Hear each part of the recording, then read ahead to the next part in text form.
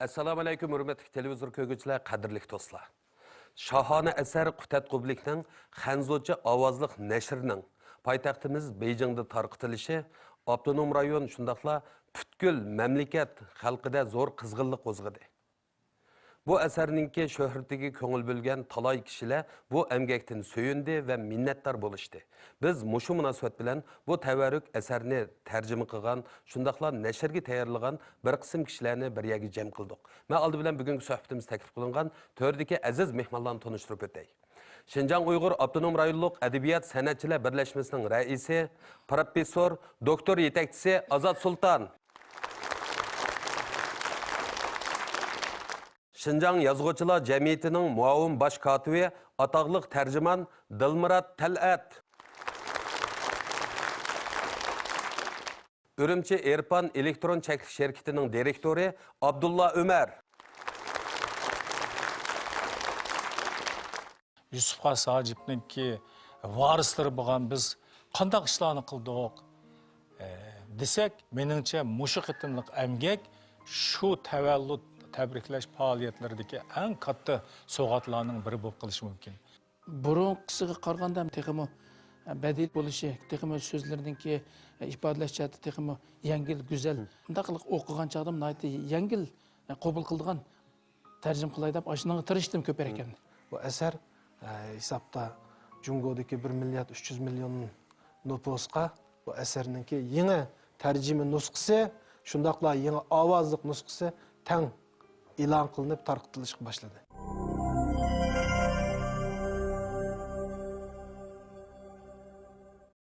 Endi Azat muallim, siz shu kunlarda o'zingizning oldirash bo'lishiga qaramay vaqt chiqarib, Ataydan Beijingga berib, bu shohona asar Qutat Qublikning Xanzocha ovozliq nashrining tarqatilish murosimiga shohid bo'ldingiz.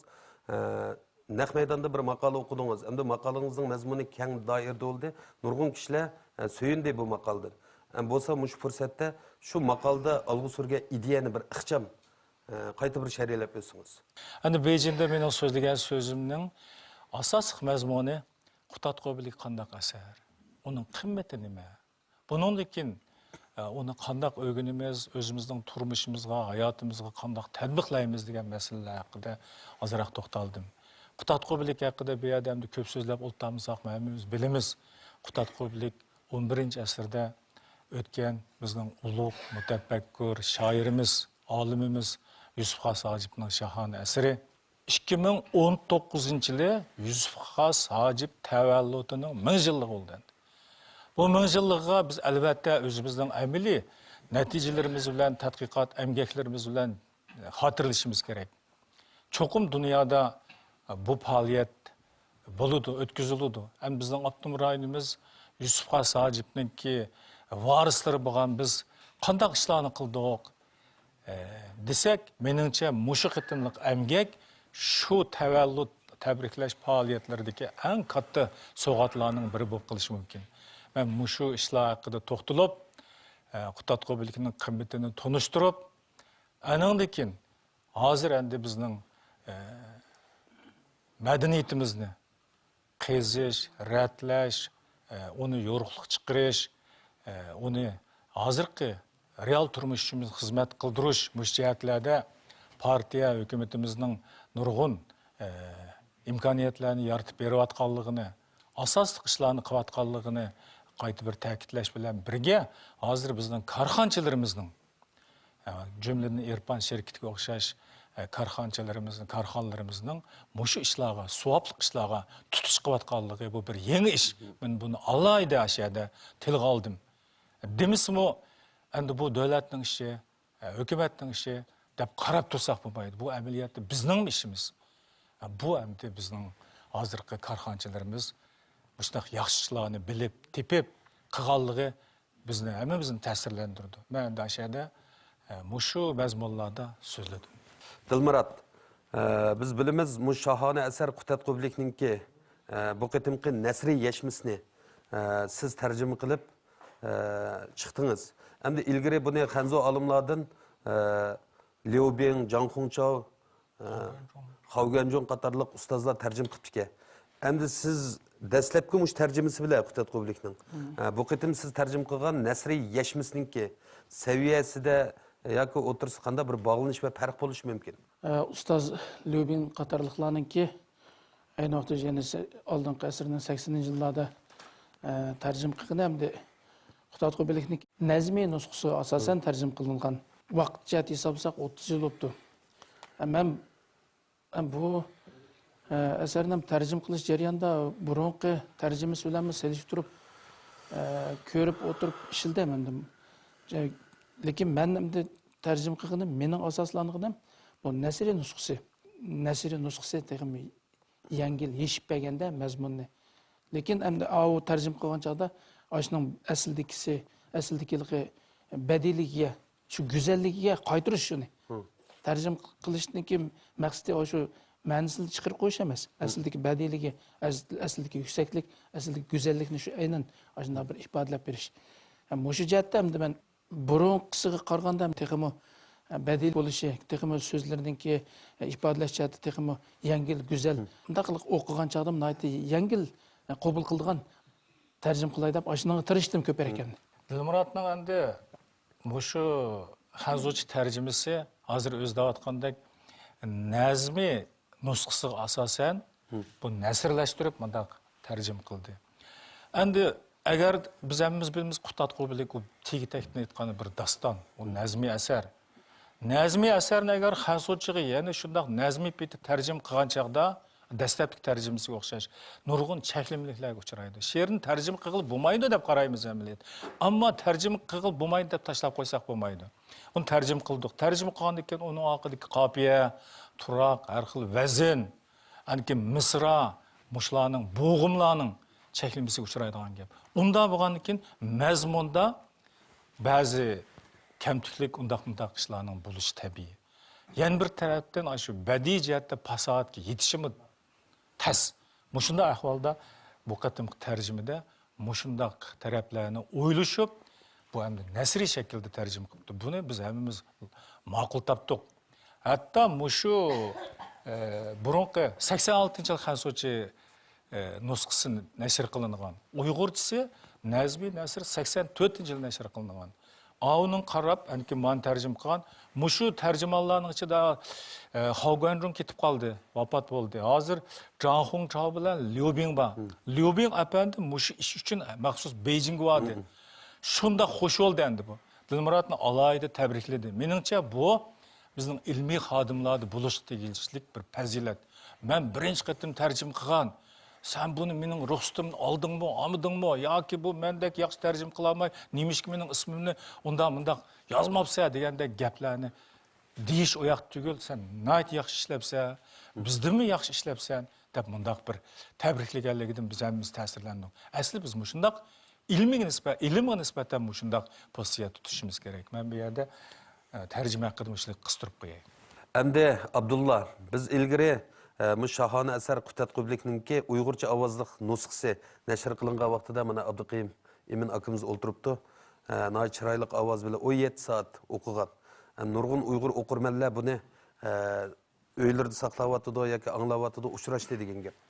Shu vaqtida siz demak shuning taqdirlash murosimini mushu Urumchidagi Şinjan Xalq sarayida uyushtirgandingiz.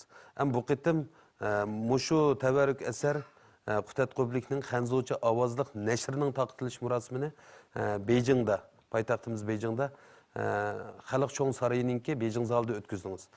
Beijing zalini bir Uyg'ur jamiyatidagi oddiy bir shirkatning nurg'un rasmiyatlardan hal qilib shu zalni elib o'tkazishi bu osonga to'xtamaydi, buni bilamiz. Nima uchun shundaq bir tavakkülchilik qildingiz yoki Beijingda o'tkazishni o'ylashib qoldingiz? Bizga kerakli bo'lgan asar albatta xanzu karxınçılar olsun, okurmenler olsun, ilim ehli olsun, ulağımı çokum kerek.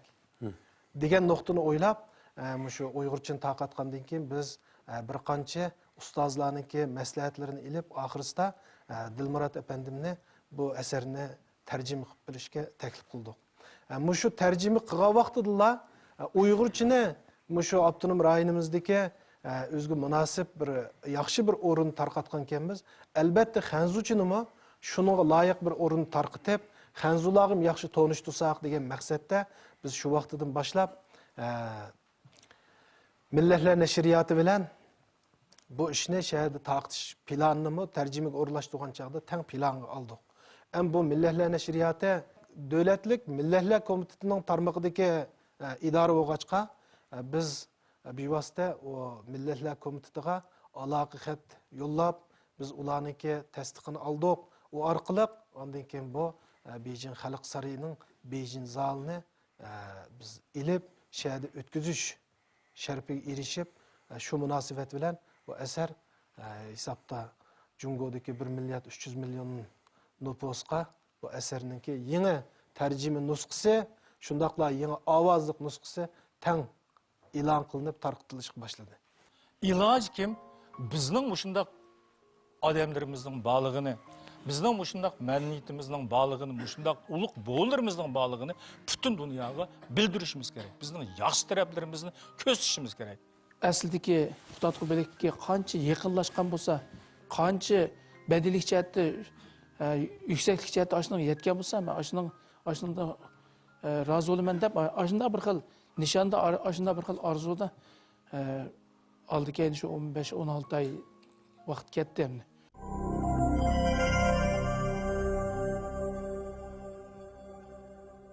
Endi Azat muallim bu tevarruk eserinin işte katlam devlet işi kengeşi bunun şöhreti deb qaraymiz. Siz bu qitimqi emgakka qanday baho berasiz? Bu bir insoniyatga tava bir boyliq. Texmi ko'p odam ko'rish kerak buni. Texmi ko'p odam buningdan bahra olish kerak, buningdan o'rganish kerak. Buning ahamiyati intayin cho'ng. Bu Jungo deganda 1 milliard 360 million odam bor. Dunyo aholisining 5dan 1dan tig'i jiqaraq odam bu. Bu odamlar dunyoning hamma yerida mushtilda so'zlaydigan odamlar bor. Demak, asta bular hammasi mushuni ko'rsa, bularning orasida buni tarjima qilganlar chiqadi.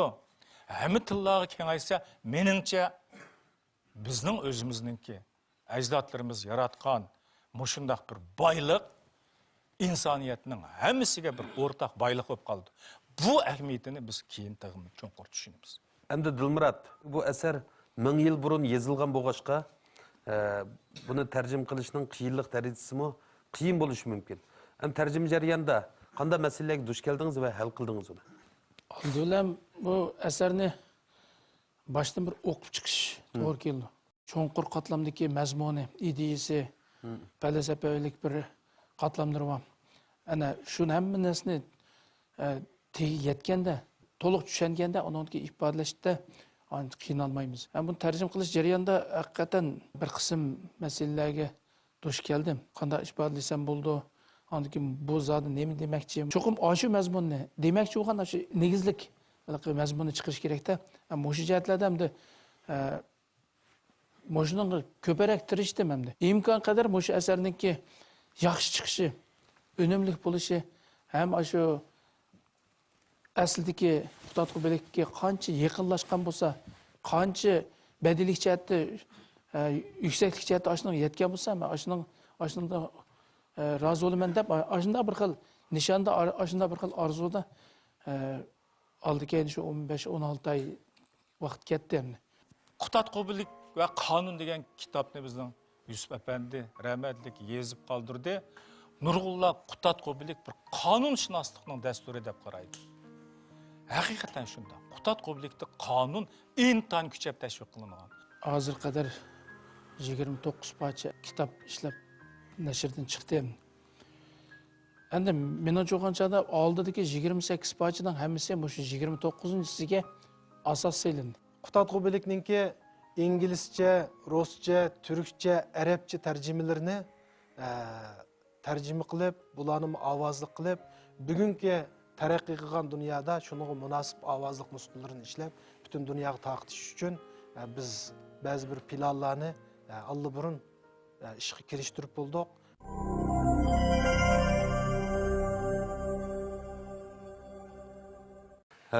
Endi Azat muallim qadimqini hozirgi uchun xizmat qildirish ro'yi bo'yicha aytganda, shu shohona asar Xutatqu bilikninki bugungi real qiymatini mo'lcharligisiz deb qaraymiz. Bo'libmi bugungi hozirgi mushu asabiylikni tugutish bosh tema qilingan ta'xirsiz vaziyatda mush qutatqublikdan iborat mushu asarni tarjim qilib nashrga uyushtirish kishilarning ideyasini to'g'rilishida ularga aktiv bir ideya taqdim qilishda qanday roli bor deb qaraysiz? Növətdiki alaydı bir vəziyyətdə endi bu Qutatqubilikning mushundaq bir nusxasının nəşr qilinganligi, texnik ko'p odamlarning buni o'rganganligi, buning albatta real ahamiyati bor.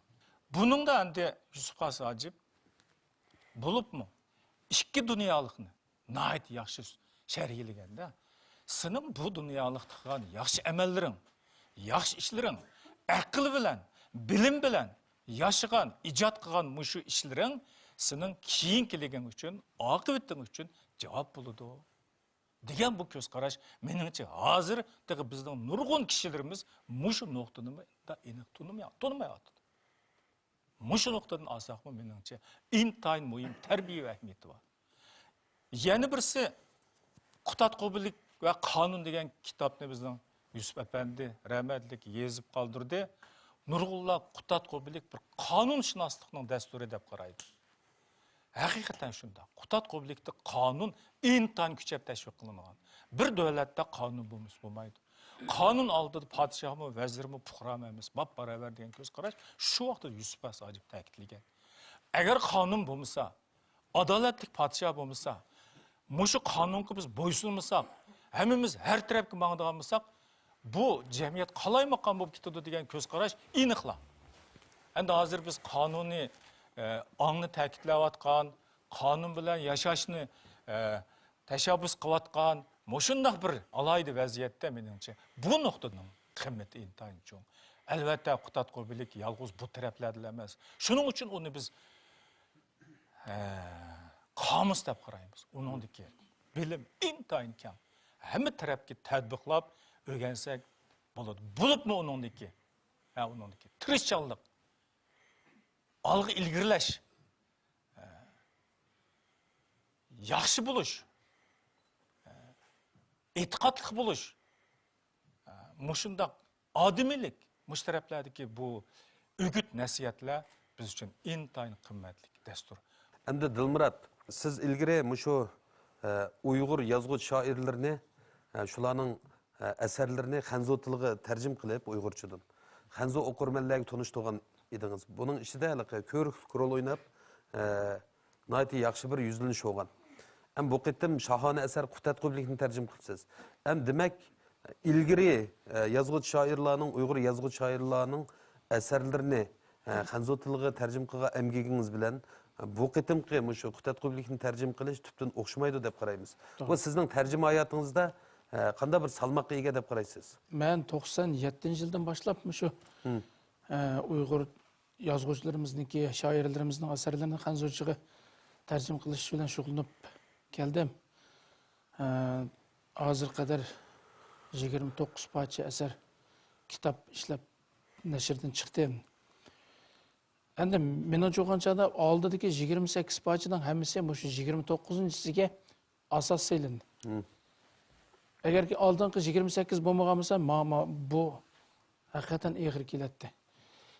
Dastlabda eng burun tarjim qilganim O'tkir apandimniki Umr manzillari degan she'rlar to'plami bo'ldi. U bir buyuk asar. Buyuk asardan boshlanibdi mening tarjima hayotim. Endi shuning bilan Mamtemin Oshur qatorliq nurg'un yozuvchilarimizniki, shoirlarimizning asarlarini tarjim qildim. Endi mushularning hammasi qandaqdir endi mening hayotimda shu Qutatqubilikni tarjim qilishga mayli vaqt jihatdan bo'lsin, mayli tarjima jihatiga tayyorlik bo'lsin, mayli Uyg'ur adabiyoti, Uyg'ur madaniyatini, Uyg'ur tarixini tushunish jihatdan bo'lsin, men bir puxta bir tayyorlik bosqich o'tdi. Bunday o'nda oldingi 10 yil. Endi balkim bu Qutatqubilik mening hayotimda eng buyuk bir asar bo'lib qilishi mumkin. Endi Abdullah, bu asarni texnik ko'p tillarga tarjim qilish, dunyoga tanishtirishda bizning zimmamizdagi yuk, mas'uliyatimiz texnik ko'p deb qaraymiz. Balkim sizlarningmi mushaq o'ylagan yangi planlaringlar bo'lishi mumkin. Qutatqubilikni avamlashtirishda ham yetib kelish oldida bo'lgan bovimiz Yusuf Xos Hojibninki tavalludininki 1000 yilligiga atab bir qancha tayyorliklarni qilishga boshladik. Buning birinchisi oldi bilan rayonimizda qutatqubilikni texmi keng umumlashtirish. Endi hozir bayam Azat ma'lum deb o'tdi. Qutatqubilikninki Uyg'urcha bu Millatlar nashriyatidan chiqargan bu nusxasi arallam 40 so'm. Bu kitob mishadi bahasi bor 40 so'm. Bu tıxı Uyghur xalqining turmushiga yetarlik darajada tarqitilmadi. Ovozliq nusxasi ikki xil, birisi 98 so'm, yana birisi 28 so'm. Bundan keyin shu Xanzuchi bilan birlashtirib, rayonimizda xalqimizga texmi ko'p tonishtirib, buni har bir oilaga imkon bor birdan darajada kirgizgidek darajada tashviqotini qilish, tonishtirish, mush xizmatlarini qilmoqchi. İkinciden bu yenidən tərcümə qılınğan bu qutatqubilikninki meyli tərcümə nüsxası olsun, meyli avazlıq nüsxası olsun, meyli besilish, tüpleniş şəkil cəhətdən bütünlay özgəçə alayidlikə ega. Onun üstüge bu Xanzuchi o'qilgan vaqtidami şu Yusuf Xos Hojibninki asrga munosib Xanzularning ichidan chiqqan dangliq diktor şu Jungoninki ovozini xalqaroga yetkazadigan maxsus nasr nom qozongan yovkoni taklif qilib buni o'qitgan. Buni ovozliqini ishlashga 6 oydek vaqt ketgan asar bu.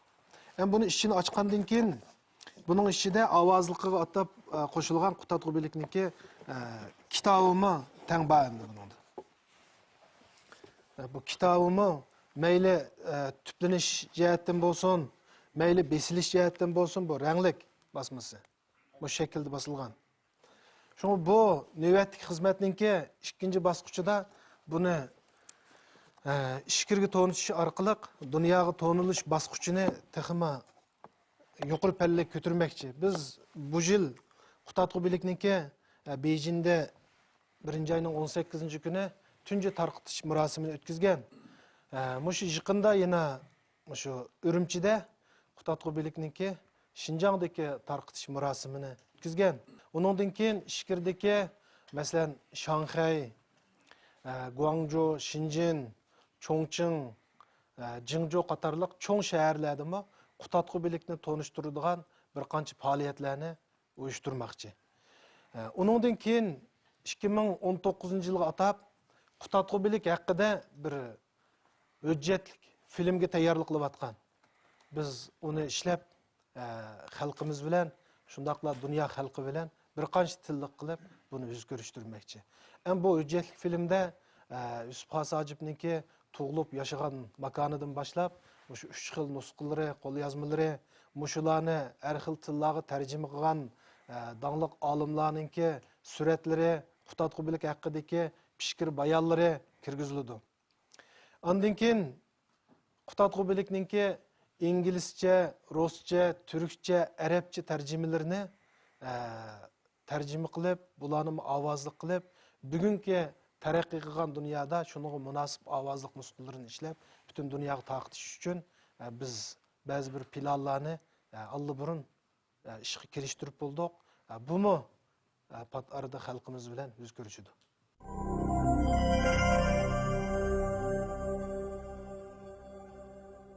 Bu özümüz nasip bo'lgan ekan, avval özümüz hazm qilishimiz kerak. Shunga buni davomli yana kengaytib, bayam Abdullah Ömer efendim aytgandek, har bir oilaga kirgizish. Ham har bir oilada boshlang'ich maktab bolalari, to'liqsiz o'tir maktab bolalari, to'liq o'tir maktab bolalari hazm qila oladigan, tushuna oladigan shaklda va mazmun darajasida buni qayta uloq so'zsiz bo'ladi. Karton shaklda, ovozli shaklda, hikoyalik shaklda, hatto drama shaklda so'zsiz bo'ladi. Buningga nurg'un kuch va izlanishlar ketadi. Biz bu yerda Irfan shirkatidek shundaq madaniyat yo'lini tutgan, ma'naviy boyliqlarimizni kengaytirayotgan shu shirkatlarga texnik zo'r madad tilaymiz. Bizningki mana Abdulladek ma'rifat suyar korxonchilarimizning hamkorligi bilan Işlarning madadlari bilan xilji qishlan qilgan bo'ldik. Ammo qutadg'u birlikdek ifodalash qiyin bo'lgan asar bo'lmadi. Ovozning yaxshi bo'lishi bir taraf, uni intonatsiyalik ifoda jihatda, ya'ni odamlarga ta'sir ko'rsatadigan, odamlarni anglasa zerikmaydigan darajada badiiylikka ega qilib turib ifodalashning o'zi bu mendan xeylicik badiiy did talab qildi. Abdullah efendim, bizning medeniyet işlerimizde cümleden bizning foto suratchilik ishlarimizning taraqqiyotiga yaqin 4 yildan buyon İrfan Lonkisi markasida izchil shu faoliyat o'tkazib keldi. Buning nurg'un mablag' chiqadi. Demak, bizning Uyg'ur madaniyatining taraqqiyoti uchun bizga ko'rsatgan to'pisini alayda tilga olib, bu shirkatimizning bundan keyin texim gullanib, ro'naq tepib, kelgusi atisini, go'zal atini kutib olishiga chin dilimizdan tilakdoshman deydigan fikrni. Bu vaqtdan Beijingda elib berilgan shu Xutatqı birlikning Xanzu tilining ovozliq nashrining taqatqanligidan shunchalik hayajonlandim, shunchalik faxrlandim. Bizda pul topgan milliy korxonalarimiz jiq. Ammo millatimizning madaniyat ishlariga mablag' solayotgan korxonalar ancha jiq emas. Shu sababdan Irfan shirkatidanmi, Abdulla Irfandanmi faxrlanaman.